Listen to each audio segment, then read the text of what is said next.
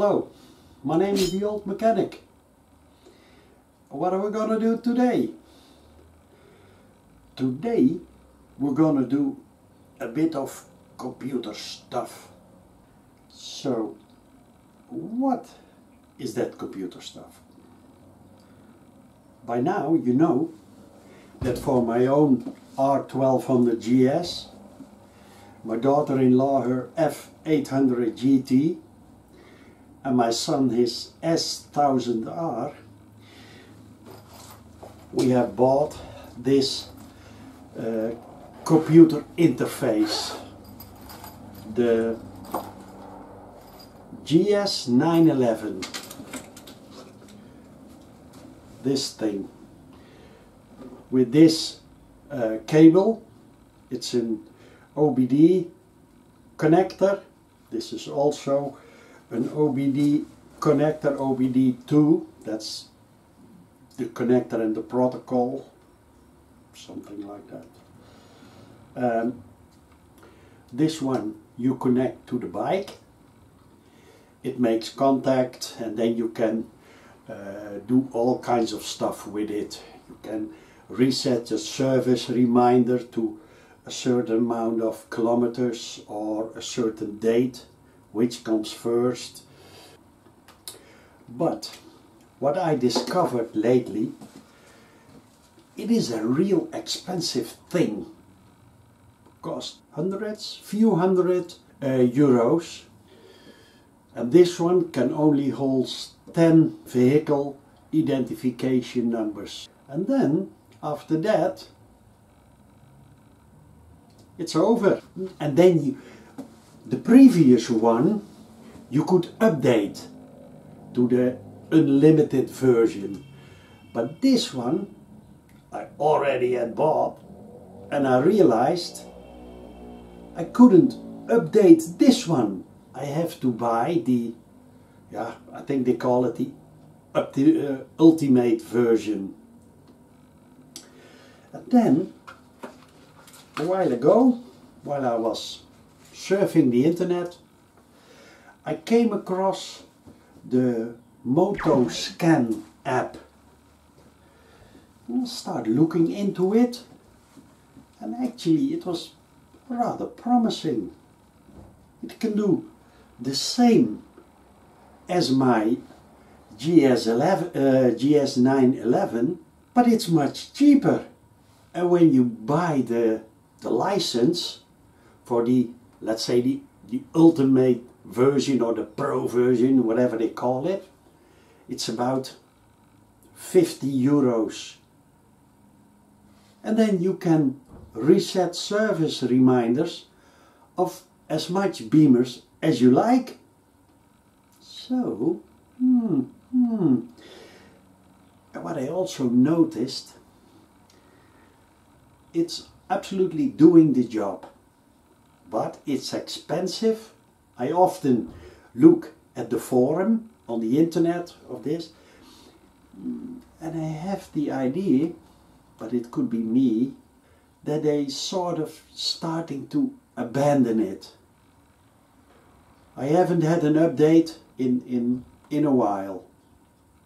Then I start to reading about the MOTOSCAN app, and what I noticed, you need a very special and a bit expensive OBD interface, like this or like this.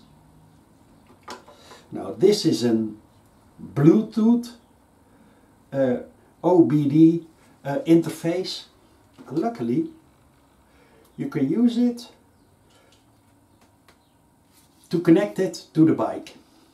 I tried it, but this one, no, didn't work. And then my son, who is a real techie too, he said, "Dad, I have a few for you." And he came up with four different OBD interfaces. So I tried them all, and eventually this one I got to work. This is a 10 euro cheap interface.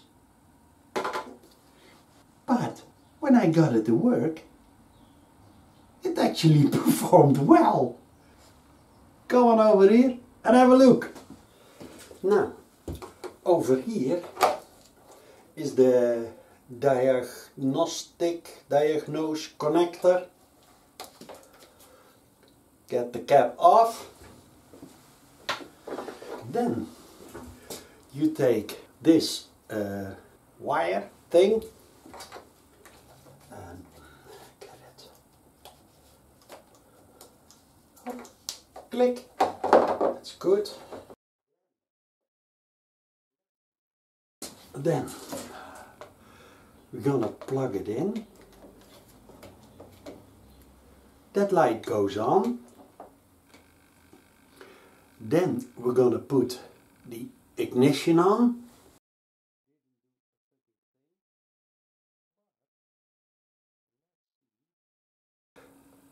Okay, 25, this is my, and then let's take the instrument cluster combi.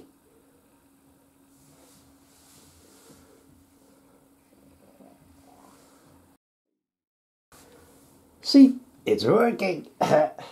Identification, you see those lights blinks up. Then we go back. The first thing I'm gonna do is look at the ABS. He's connecting, you can see it on the flashing lights. Identification. Which module is in my R1200 GS? Well, you can see it here, the manufacturing date, who is the manufacturer. And there is of course my VIN. We go back and let's read trouble codes, as they call it. Now, it's connecting to the bike. No trouble codes has been found. Okay. Even kijken. Actuator control. Inlet valve, exhaust valve, front inlet valve, back exhaust, hangover flap, ABS pump. You can put it on and off, but let's see if it works. See that? Not available in the light version. But this also looks very promising. Then we go back. Service functions, bleed ABS front circuit, bleed rear ABS circuit, which is also good. Can do that with my expensive machine. Then the radio anti-theft instrument cluster. Now, identification. Read trouble codes, fault codes, no, and I know because I have connected a dual tone horn on my bike, and so the CAN bus always get a fault code when I'm using it, because I made it with a relay. Long story short, whenever I read the fault codes, central chassis electronics, the ZFE, I always have a fault code that my horn is not working. So to see if this app really works, I can have a look if he recognizes that fault code. So let's go to the central chassis. Read trouble codes. Now let's find out. Yes. As you see, horn. Hey, one found. The battery, vehicle speed, test conditions met. Fault would not cause a warning lamp to illuminate. So that's the reason why I never had a problem with it. It doesn't generate a fault code on my display on the dashboard. So, but it's nice. Let's see, actuators, live data, actuator, dip beam headlights, high beam, side lights, brake light, rear light, service functions, fuel strip calibration, ESA calibration front, ESA calibration rear. Yeah. Then we have coding. Have a look what that is. This is interesting. DWA installed, but it says deactivated. That is the alarm system. Diebstahlwarnunganlage. And it's now deactivated. And I'm curious if I can activate it. Because I think the software is already in the unit. But the dealer has to unlock it and charges 200 euros for it. Just to put, activate. Now, ABS activate, sensor type, brake state by CAN bus, handle heater present, LED output, activated, xenon deactivated, double power. Yes, I want double power. Don't know what it is, but sounds good. Low beam by hand off, activated. Windshield is present. Perhaps if I set it to activate, I have an electric windshield. This is absolutely great. Brake pad present. Phew. Luckily I have brake pads. Wow. Radio. If I activate it, I also get a radio. And cruise control. Nah, I'm just kidding. But there's a lot of things. ASA low deactivated. Holy shit. So, see.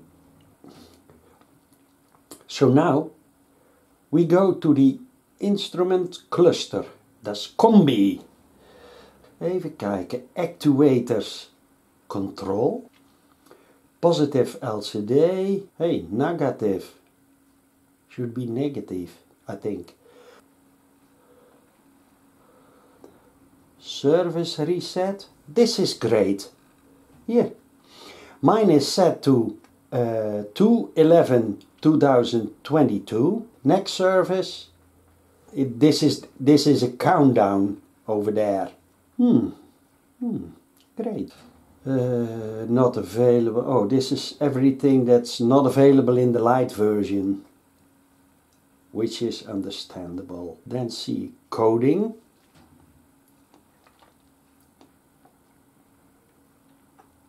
Clock mode, 24 hours. Speed, kilometers. Temperature unit. Watch, you can choose between Celsius and Fahrenheit. Language code German. Consumption unit. It's kilometers per liter or miles per gallon USA, miles per gallon UK, kilometer per liter or liters per 100 kilometers. Now, engine electronics, identification, actuators control, air valve, lambda sensor, injection valve, check engine lamp, okay. Service functions, idle actuator calibration, idle actuator deactivation, coding. Even kijken, oil temperature sensor deactivated, oil low high. Wheel radius, Then actuator controls, dip beam highlights, high beam, side lights, brake lights, turn signal, horn. This is the instrument cluster. Even kijken, actuator control. Now you can put on and off all the different, let's say LEDs, LED neutral, ABS, direction indicator, left and right, beam,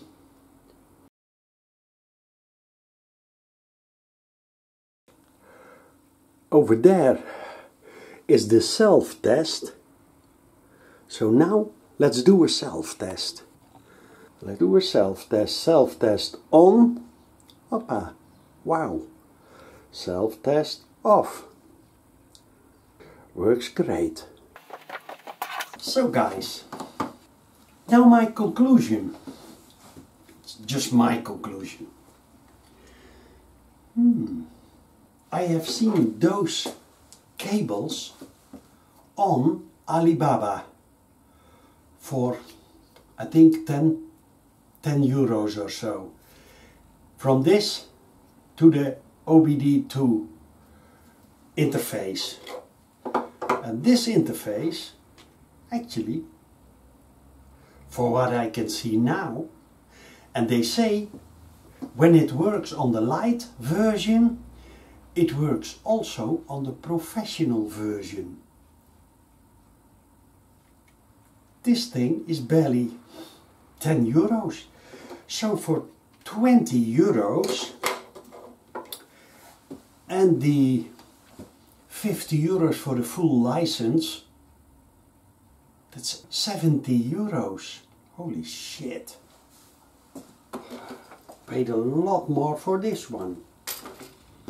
And as you see, the app is absolute great. Super. I really like it. All the things I can do with this one, yeah, let's say this one, the app, can do too. I think I'm gonna purchase the license and then make a follow-up on this video. But do you want me to make the follow-up? Let me know in the comments. This was my video, and for now, old mechanic.